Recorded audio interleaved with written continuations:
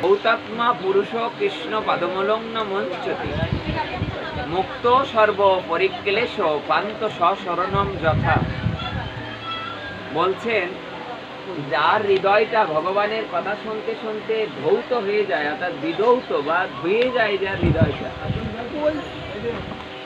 বৃষ্টির জলে সবকিছু যেমন ধুয়ে যায়, তেমনি ভাগবত কথা শ্রবণ করতে করতে যার হৃদয়টা পবিত্র হয়ে যায়।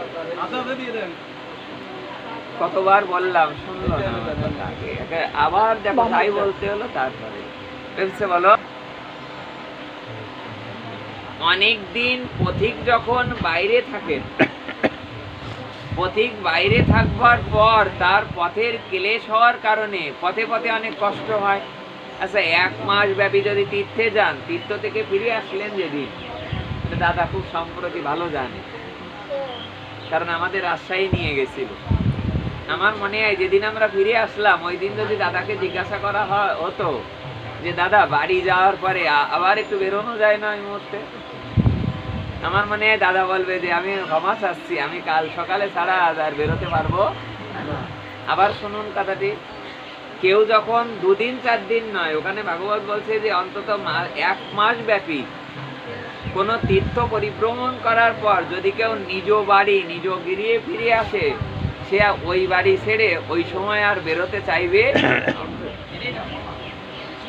ভাগবত বলছেন অনেকদিন তীর্থ পরিভ্রমণ করার পর নিজ গৃহে ফিরে এলে সে যেমন বাড়ির বাইরে আর যেতে চায় না, তেমনি 84 লক্ষ জনই পরিভ্রমণ করার পর যেদিন মানব জন্ম পেয়ে একবার গোবিন্দ চরণকে আশ্রয় করে, এই গৃহ ছেড়েও কখনো সে অন্য কোনো জায়গায় যেতে চাবে না।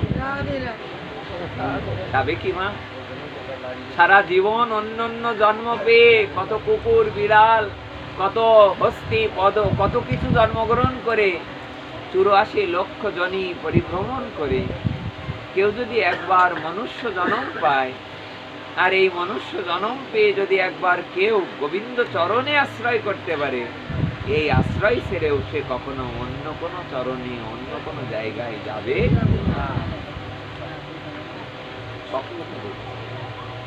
তাই আমার মনে হয় যেটা যে সবাই অন্য অন্য তীর্থস্থান দর্শন করে শেষে যায় বৃন্দাবনে, যায় কিনা? আপনারা যদি কুরুক্ষেত্রের অঙ্গনে প্রশ্ন করেন গোবিন্দকে যে দাদুকে দেখতে আগে পঞ্চপাণ্ডব গেল, আগে কুন্তী দেবী গেলেন,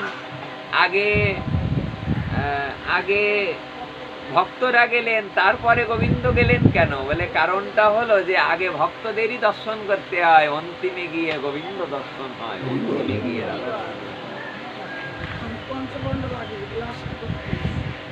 কি সত্য কিনা? আপনারা প্রশ্ন করুন তো ভগবানকে যে হে ভগবান, আগে গোবিন্দ না গিয়ে আগে ভক্তরা গেল কেন? আচ্ছা, ষড়শয্যায় এত কষ্টই বা পেতে হলো কেন? তাহলে বিশ্বদেব উত্তর দিচ্ছেন যে আমি 58 দিন ষড়শয্যায় আছি, তা প্রথম দিনই যদি গোবিন্দ আসতেন তাহলে তো তার দর্শন করে আমি ইহলোক ছেড়ে চলে যেতাম। তাহলে 58 দিন অপেক্ষা করছে গোবিন্দের জন্য কেন? বলে কদিন আগে ভক্ত দর্শন হবে, তার অন্যান্য যন্ত্রণা দূরীভূত হবে, লাঘব হবে, তারপর গিয়ে গোবিন্দ চরণ। তাই আমাদেরও সংসারের কামনা বাসনা যেদিন লাঘব হয়ে যাবে, আর ভক্তের চরণধূলি ভক্ত দর্শন করতে করতে যেদিন করুণা দৃষ্টি হবে, সেদিনই আমার অনাদিরাদি গোবিন্দ এসে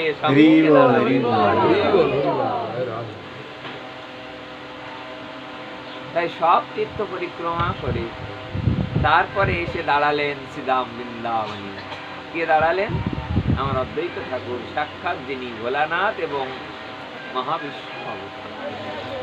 উনি এসে যেই মাত্র দাঁড়ালেন সম্মুখে, আর শ্রীধাম বৃন্দাবনে দাঁড়ালেন, দাঁড়ানোর সঙ্গে সঙ্গে ওনার অঙ্গে গোপী ভাব, ওনার অঙ্গে গোপী ভাবের স্ফূর্তি হতে লাগলো। বলে কেন? বলে যেই মাত্র বৃন্দাবনের চরণধূলি, আমার রাধা মাধবের চরণধূলি যার অঙ্গে লাগবে, তার অঙ্গেই তো এই পুলক ভাব জেগে গেছে। কি করলেন? উনি গিরিরাজ পরিক্রমা করা আরম্ভ করলেন। যে গিরিরাজ পূজা হয় এই মাসে, অন্নকূটের দিন এই যে যে পূজা হয়, এই গিরিরাজ গোবর্ধন নিজে পরিক্রমা করা হয়। উনি যখন গিরিরাজ পরিক্রমা করা আরম্ভ করলেন, পরিক্রমা করতে করতে ভোরের দিকে এসে ওনার একটু তন্দ্রা এলো। তন্দ্রা আসবার পর উনি পরিক্রমা করে ওখানে গোবিন্দ কুণ্ডে স্নান করলেন। স্নান করে এসে এক বৃক্ষতলে বসে বসে ওখান থেকে চিন্তা করতে লাগলেন। ওখান থেকে নাম জপ করতে করতে ওনার একটু ঘুম পেয়ে গেল। ঠিক একই রকম কথা আপনারা জানেন, মাধবেন্দ্র পরিপাদের জীবনী আমরা গতদিন আস্বাদন করেছিলাম। এই জায়গায় আমরা কার কথা আস্বাদন করছি? অদ্বৈত ঠাকুর কি করলেন, ওখানে গিরিরাজ তটে ওখানে বৃক্ষতলে বসে বসে হরিনাম জপ করতে লাগলেন। তন্দ্রা এলো। তন্দ্রা আসবার পর সাক্ষাৎ মদন মোহন গিয়ে এবার স্বপ্ন দিলেন।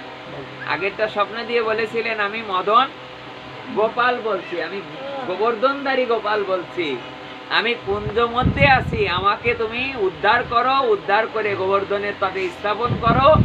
এর পরের টুক আর বলেছিলেন না। এর পরের টুক মা এসে বলেছিলেন, আমার পুত্র 7 দিন অন্ন ব্যঞ্জনাদি প্রসাদ পায় নাই, আমি মা যশোদা বলছি, আমার পুত্রকে 7 দিনের প্রসাদ আমি একবারে তাকে দান করব। ব্রজবাসীরা বললেন, মা যশোদা যদি অন্ন ব্যঞ্জন রুটি সবজি দান করে, গোপালকে সেবা দেয়, আমরা ব্রজবাসীরাও আজ সমস্ত প্রসাদাদির আয়োজন করব। আর সমস্ত ব্রজবাসীরা সবাই এমন এমন প্রসাদ আনতে লাগলেন, আর অন্নেও দিতে লাগলেন। স্তূপ দিতে দিতে পাহাড়ের মতো, পর্বতের মতো অন্নের বোঝাই করে দিলেন। সেটা অন্নকূট নামেই সাক্ষাৎ খ্যাতি হয়ে গেল। তেমনি অদ্বৈত ঠাকুর কি করলেন, বিশ্রাম নিলেন। ওনাকে স্বপ্নে দর্শন দিলেন। এবার আর মদন গোপাল নয়, এবার স্বপ্নে কে দর্শন দিলেন? মদন মোহন। মদন মোহন স্বপ্নে বললেন, ও অদ্বৈত ঠাকুর, তুমি শীঘ্র করে বিশ্রাম থেকে উঠে পড়ো। আমি বলি কি, দ্বাদশ আদিত্য টিলা, এখনো আপনারা যে টিলায় যান, এই দ্বাদশ আদিত্য টিলার উপরে দাঁড়ালে যমুনাটাকে সাক্ষাৎ দর্শন করা যায় ওখান থেকে। এখনো আমরা ওখানে গিয়ে ওখানে উঠে আমরা ব্রজবাসীদের কাছে জিজ্ঞাসা করছি, আচ্ছা যমুনা এখন যেমন দূরে দর্শন করা যায়, ওনারা বললেন আগে দূরে ছিল না। বললেন এই যে যে নিচু নিচু জায়গাগুলো, এখান থেকেই আগে যমুনা প্রবাহিত হতো। এইখানে বসে বসেই উনি ভজন করছিলেন সনাতন গোস্বামী। ওনার কাছেই সেই এক জাহাজে চড়াই যখন বেঁধে গিয়েছিল, বালির চড়াই যখন জাহাজ বেঁধে গিয়েছিল, ওখান থেকেই কেউ একজন বলে দিছিলেন, আপনি শীঘ্র করে টিলার উপরে যেয়ে দেখেন একজন সনাতন গোস্বামী নামে ভজন করছে, ওনার কাছে গেলেই উনি কোনো সিদ্ধান্ত দিতে পারবেন। উনি এসেই ওই টিলার উপরে বলেছিলেন, আপনি কোনো কৃপা করে কোনো সিদ্ধান্ত দিতে পারবেন? আমার জাহাজটা জমিতে বেঁধে গিয়েছে, অর্থাৎ বালুতে বেঁধে গিয়েছে। তখন উনি বললেন, জাহাজ বেঁধে গিয়েছে বালুতে, তা আমার কাছে কেন আসে? তখন কেউ একজন বললেন যে আপনার কাছে পাঠানো হয়েছে, নিশ্চয় আপনি কোনো সিদ্ধান্ত দিতে পারবেন। উনি একবার ওই জাহাজের দিকে তাকালেন। যেই মাত্র তাকালেন, তাকানোর সাথে সাথে আকাশ থেকে বজ্র বৃষ্টিপাত হতে লাগলো। এত বৃষ্টি আসলো, যমুনার জল বৃদ্ধি পেতে থাকলো, আর জাহাজটা পুনরায় চলা আরম্ভ করলো। ওই জাহাজে লবণ ছিল। ওই লবণ এত পরিমাণ দাম হলো, কদিন জাহাজ চলতে পারিনি বলে ওই জাহাজের লবণ বিক্রি করার পর এত এত অর্থ হলো। ওই অর্থ যাওয়ার পথে সেই মদনমোহন মন্দিরটা নির্মাণ করে দিয়েছিলেন। সেই সংবাদই আমরা আপনার কাছে উপস্থাপন করছি। সেই মদনমোহন সাক্ষাৎ স্বপ্ন দেখাচ্ছেন অদ্বৈত ঠাকুরে। কোন জায়গায়? ওই জায়গায়। আর স্বপ্নে দর্শন করিয়ে বললেন, ওগো, আমি এই টিলার নিচে আমি রোদ বৃষ্টিতে অনেক কষ্ট পাচ্ছি, তাই ব্রজবাসীদেরকে ডেকে এনে কোদাল শাবল এনে আমাকে উদ্ধার। হ্যাঁ, বজ্র নির্মিত না, এটা বজ্র নির্মিত না, এটা হলো যে পিঠে কুচ ছিল। হ্যাঁ, ভাগবতে পিঠে কুচ ছিল কুবজা। সেই কুবজার সেবা করার সেই মদনমোহন বিগ্রহ সাক্ষাৎ আমি ওখানে পড়ে রয়েছি, তুমি তাড়াতাড়ি করে আমাকে উদ্ধার করো।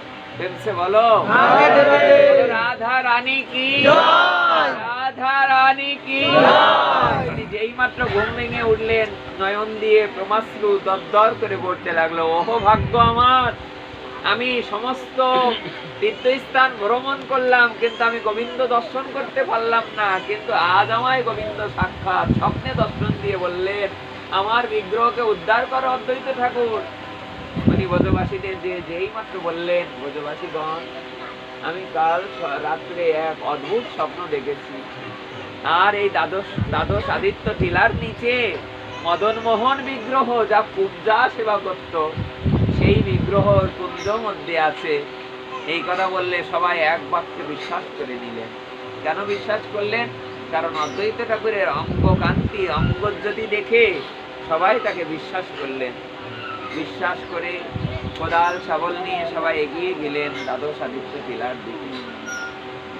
আর টিলার নিচেই যেই মাত্র তারা টিলাকে খনন করতে লাগলেন, সাবধানে খনন করতে লাগলেন। কেন বলে, সাবধানে, যেমন গুপ্তধন, কেউ যখন গুপ্তধনকে খোদাই করে বা মাটি খুঁড়ে, যখন কেউ যদি জানে যে এই জায়গায় গুপ্তধন আছে, তাহলে সাবধানে করে কিনা। আচ্ছা, ওর কথা বাদই দেন, কেউ যদি মূলা, কেউ যদি কোনো কচু বা কোনো এইগুলো রোপণ করে, সেগুলো তোলার সময় সাবধানে তোলে কিনা।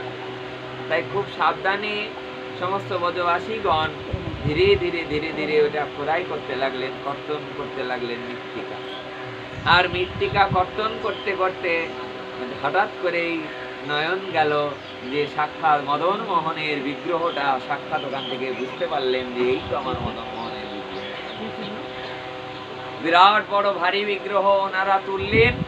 তোলার পরে সব ভক্তরা জয়ধ্বনি, উলুধ্বনি,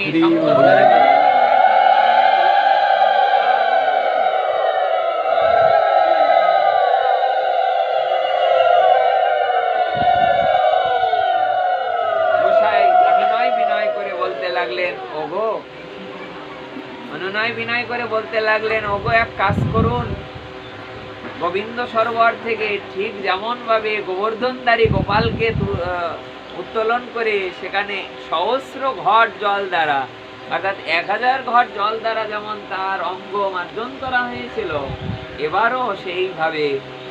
আর অনেক চূর্ণ, অনেক থাকে, অনেক বস্তু থাকে, এবং পঞ্চ অমৃত পঞ্চগব্য দ্বারা তার সিঙ্গার। গোপাল নয়, মদন মোহন। ভগবান এক এক সময় এক এক রূপ ধরেন, এক এক আকার নাম ধরে, তবে যে নামেই ডাকুন তার জায়গায় কোনো আলাদা কিছু নয়। যেমন ভাবে ইন্দ্র পূজা যখন হবে বলে মা সাজাচ্ছেন সবকিছু, ব্রজবাসীরা যখন সাজাচ্ছেন, গোপাল যে যেমন মাকে বললেন, না মা তোমরা তো ব্যস্ত ব্যস্ত কি করছো মা? মা বললেন, বাবা কথা বলতে নয়, দেবতার পূজা হবে, আমরা সব সত্যি সাজাচ্ছি। বললেন, মা তোমরা কার পূজা করবে? তা বলে, আমরা ইন্দ্র পূজা করবো, দেবতার। বলে, মা ইন্দ্র পূজা আমরা কেন করব? বাবা এসে ছোট্ট গোপালকে বলছে, এমন বলতে নেই বাবা, ইন্দ্র পূজা না করলে বৃষ্টি হবে না, আর বৃষ্টি না হলে গোবর্ধনের পাড়ে কোনো ঘাস যদি না হয়, তাহলে কোনো ঘাস না হলে গাভীরা সেবা করবে কি? তখন তো দুগ্ধ হবে না। এই কথা যখন বললেন, তখন মা যশোদাকে বলছেন, গোপাল বলছে, মা ইন্দ্র আমাদের কি বৃষ্টি দান করবে? যদি তাই হতো যে ইন্দ্রকে পূজা করার কারণে যদি বৃষ্টি হয়, তাহলে সমুদ্রের মধ্যে তো কেউ পূজা করে না। সমুদ্রের মধ্যে কি কেউ পূজা করে? ব্রজবাসীরা গোপালের কথা শুনে সবাই ধ্বনি করতে লাগলো, বাহ, কতটুকানি বালক এমন সিদ্ধান্ত দেয় যে মা নদীর মধ্যে, সাগরের মধ্যে তো কেউ পূজা করে না, তাহলে ওখানে বৃষ্টি কেন ইন্দ্রদেব দান করে? গোপালের কথায় তো যুক্তি আছে। অনুরূপ আমার যেই মাত্র এই বিগ্রহ, মদন মোহন বিগ্রহ যেই মাত্র উত্তোলন করা হলো, সেই বিগ্রহটা পাওয়ার পর সমস্ত ব্রজবাসীদের বলতে লাগলেন, আমরা কি করতে পারি? আমরা এক অন্নকূটের আয়োজন, এক ভগবানের ভজনের জন্য বা ভগবানের সেবার জন্য আমরা এক কাজ করতে পারি। আমরা ব্রজবাসীগণ সকলে মিলে আমরা এক সেবার আয়োজন করতে পারি। 10 জনে মিলে রান্না করা আরম্ভ করলো অন্ন, আর 5 জনে মিলে রুটি সবজি তৈরি করতে লাগে। এখন দেখবেন গোবর্ধন যেদিন সেবা হয়, পূজা হয় বা অন্নকূটের আয়োজন হয়, সেদিন রুটির আয়োজন করা হয় কিনা? আচ্ছা, কোথায় পেলেন এই সিদ্ধান্ত? যদি গ্রন্থে না থাকতো, কোথায় পেলেন এই সিদ্ধান্ত? বোঝে দেখবেন অন্ন ব্যঞ্জনাদির চেয়ে রুটি সেবাটাই বেশি বেশি হয়। যত বাবাজিরা এখনো মধ্যধামে, এখনো কোনো বাবাজিরা রাত 12টায়ও যদি কেউ কোনো দুয়ারে গিয়ে বলে রাধেশ্যাম মা, সঙ্গে সঙ্গে মায়েরা এসে তারা রুটি সবজি। আমরা মাঝে ফেসবুকে দেখছি 20 বছর যার দুটো কিডনি সমস্যা, প্রেমানন্দ বাবা কোনো এক ব্রজবাসী মায়ের দুয়ারে গিয়ে দাঁড়িয়েছেন, কত ভক্তরা গিয়ে দাঁড়িয়েছেন, ওই দুয়ারের সামনে গিয়ে বলছেন যে হ্যাঁ সে ভিক্ষা করতে এসছে। ওই মায়ের উৎকণ্ঠা দেখলে অবাক হয়ে যাবেন। আপনারা ফেসবুক যারা চালান তারা দেখেছেন, অনেক উৎকণ্ঠা নিয়ে দৌড়ে গেলেন ঘরে যে বাবাজিকে যদি একটা রুটি দেওয়া যায় এটা পরম ভাগ্য তাদের। আজ ব্রজবাসী মায়েরা তারা রুটি সবজি সাধুদের দেওয়ার জন্যে দৌড়ে গেলেন। দৌড়ে দিয়ে কি করবেন, একখানা রুটি এনে যেই না বাবার সম্মুখে বাবার হাতে দিলেন, চারিদিকে যেন আনন্দের বাতাবরণ হতে লাগলো।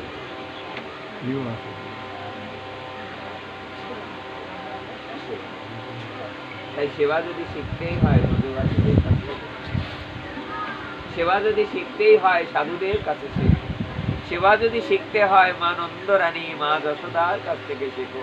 যে এখনো গোপালকে কোলে করে নিয়ে প্রদীপ দান করবার জন্য যমুনার পাড়ে নিয়ে গিয়ে নিজে হাতে প্রদীপ দান করছে, অন্যদের কাছে নয়।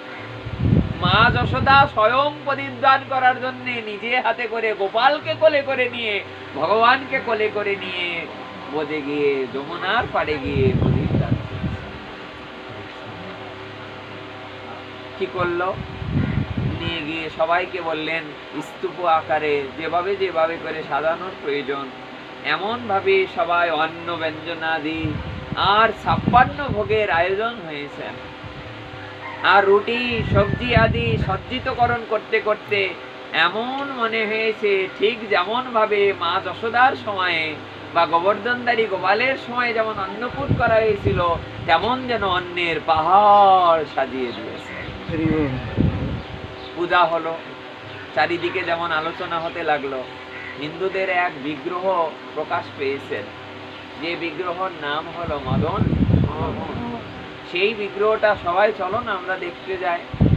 আর ঝাঁকে ঝাঁকে বোঝে শুধুমাত্র হিন্দু সনাতন ধর্মের ভক্তরা নয়, অন্যান্য ধর্মাবলম্বী যারা আছে তারাও অনেকে দর্শন করতে আসছে। বলছে বলো, কারণ অদ্বৈত ঠাকুরের নয়নে, অদ্বৈত ঠাকুরের স্বপ্নে যে দর্শন হয়, যে বিগ্রহ বিগ্রহ বিগ্রহ নও তুমি, সাক্ষাৎ ব্রজেন্দ্র নন্দন।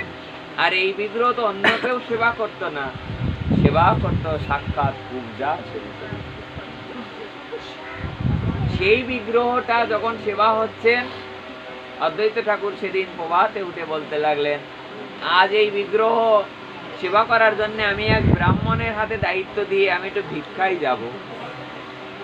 ব্রাহ্মণ এসে বললেন, ওহ ভাগ্য আমার, আপনি আমার হাতে এই বিগ্রহের সেবা দিয়ে যাচ্ছেন, আপনি কখন ফিরবেন?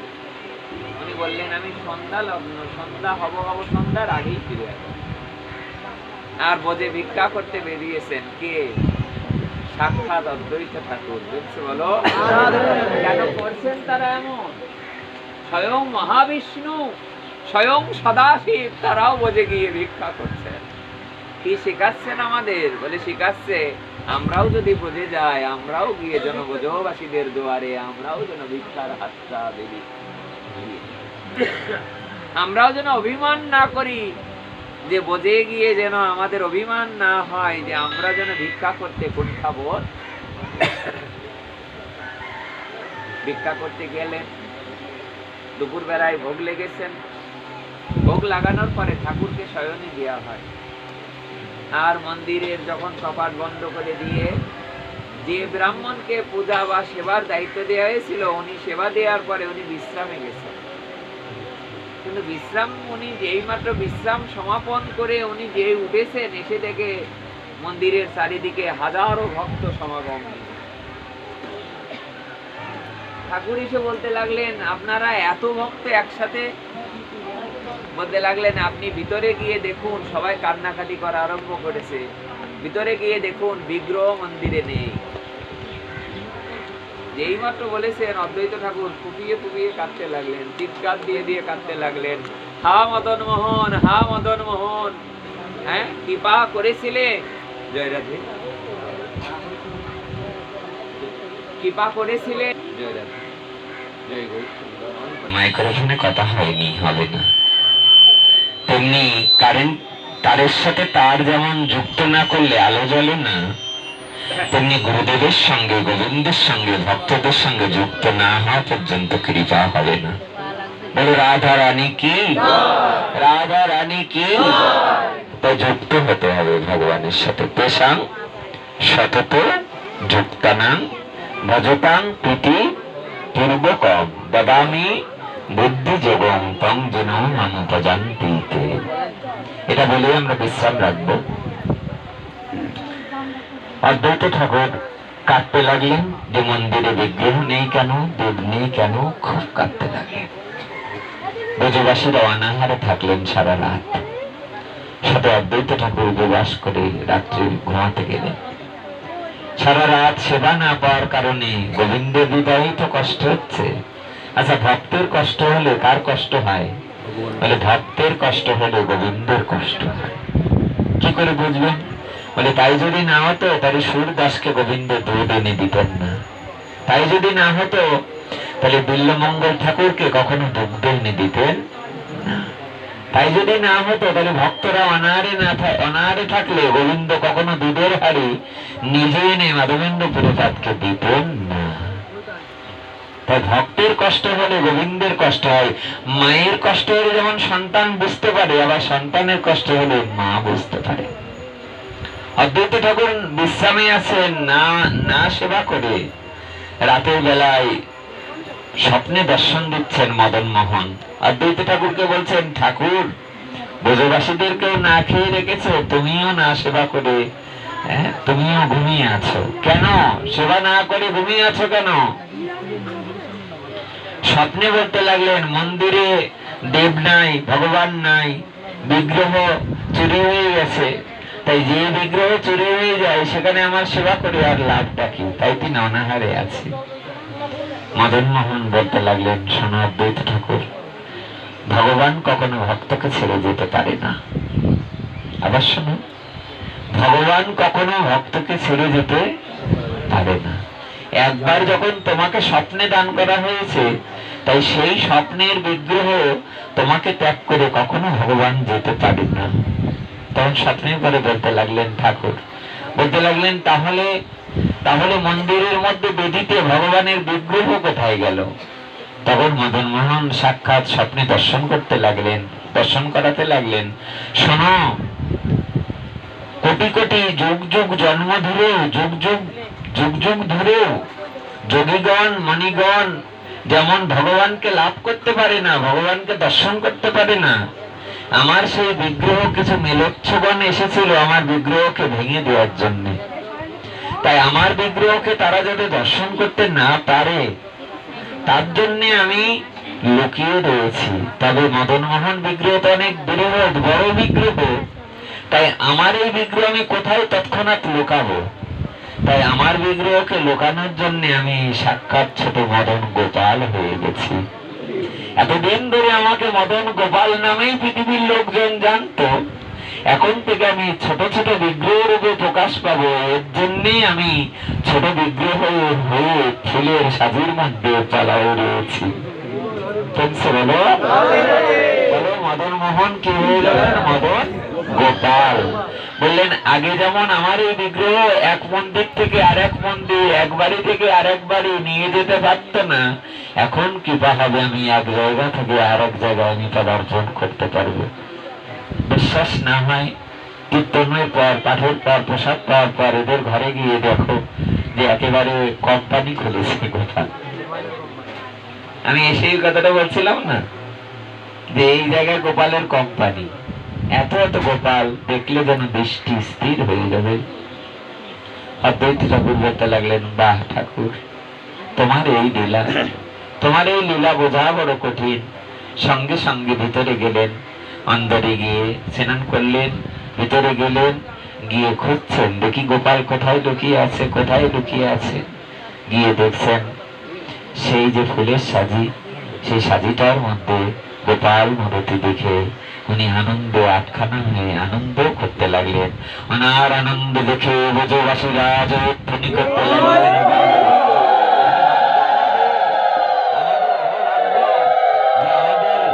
আজ আমাদের বিগ্রহ আমাদেরকে ছেড়ে যায়নি, আমাদের ত্যাগ করে নাই। বিগ্রহ কখনো কাউকে ত্যাগ করে না, ভগবান কখনো ভক্তকে ত্যাগ করে না। ভক্তকে তখনই ত্যাগ করে যখন ভক্তের অন্যদিকে নজর যায়, তখন ভগবান তাকে ত্যাগ করে অন্যত্র গমন করতে পারে। ভগবান কখনো ভক্তকে ত্যাগ করে না। আবার ভক্তের মতো ভক্ত যদি হয়, সেও ভগবানকে কখনো ত্যাগ করে না। এ পর্যন্ত আমাদের হরি কথা বিশ্রাম থাক। সবাই ভালো থাকুন, সবাই সুস্থ থাকুন। আমরা আপনাদের অনুরোধ করছি যে আসুন আমরা এমন পবিত্র মাসে আমরা দামবন্ধন লীলাতে আরো কয়েকদিন আছে, এখনো 6-7 দিন আছে। আপনাদের অনুরোধ করব, যারা দৌড়াচ্ছেন তারা আরো দৌড়ান, আর যারা এখনো দৌড়াননি তারা দৌড়ানোর আরম্ভ করুন। কারণ ধরার চেষ্টা না করলে তাকে কখনোই ধরা যাবে না। মা যশোদা ভোর থেকে যেমন নিজে মাখনকে মন্থন করছেন, আর ভক্তদের বলছে দেখো আমিও গোপালের জন্য মাখন মন্থন করছি। আমি মন্থন না করলে জগতের জীব মন্থন করবে না। বিষ্ণুপ্রিয়া দেবী ভোরবেলা উঠেছেন, যেই মাত্র উঠে নাম জপ করা আরম্ভ করছেন, পাশ থেকে এসে মা সচিমা বলছে, বৌমা তুই আমার বৌমা নস রে, তুই আমার নিজের কন্যা রে, তোকে দেখলে আমার নিমাইয়ের কথা মনে হয়। বিষ্ণুপ্রিয়া দেবী যখন বলছে যে মা এসো মা, আমরা স্নান করে আসি, আমরা নাম জপ করবো, বিষ্ণুপ্রিয়া দেবীকে সান্ত্বনা দিচ্ছেন, মা এই মাঘ মাসের ঠান্ডায় ভোরবেলায় স্নান করলে তুই মরে যাবি তো। তখন লোকশিক্ষার জন্য বিষ্ণুপ্রিয়া দেবী বলেছিলেন, মা আজ তোমার নিমাইয়ের, তোমার পুত্রের ঘরণী হয়ে আমি যদি এই বয়সে হরিনাম না করি, ভোরবেলায় না উঠি, তাহলে এই জগৎ সংসারের কোন নারীরা তারা ভোরে উঠবে না, তারা কখনো হরিনাম করবে না। তাই মা যশোদা যদি না ছুটে, মা যশোদা যদি সেবা না দেয়, তাহলে জগতের অন্য কোনো নারীরাও সেবা দেবে না। আপনারাও গোপালকে ধরার জন্য দৌড়ান, আপনারাও দৌড়ান, আমাদেরকে দৌড়ানোর জন্য আশীর্বাদ দেন। আমরাও যেন ধীরে ধীরে গোপালকে ডাকতে পারি। কি দিয়ে? দড়ি দিয়ে বাঁধলে গোপালের তো কষ্ট হবে। গোপালকে দড়ি দিয়ে, কি দড়ি দিয়ে কি গায়ে যেন, গোপালকে দড়ি দিয়ে বাঁধিস না। এই যে যারা লিখেছে দড়ি দিয়ে বেঁধো না, কি দিয়ে বাঁধবে? ভক্তি দিয়ে বাঁধো। তুমসে বলো তাকে ভক্তি দিয়ে। আসুন আমরা একটু দামোদর অষ্টকমটা গাই কতদিনের মতো। বাহ।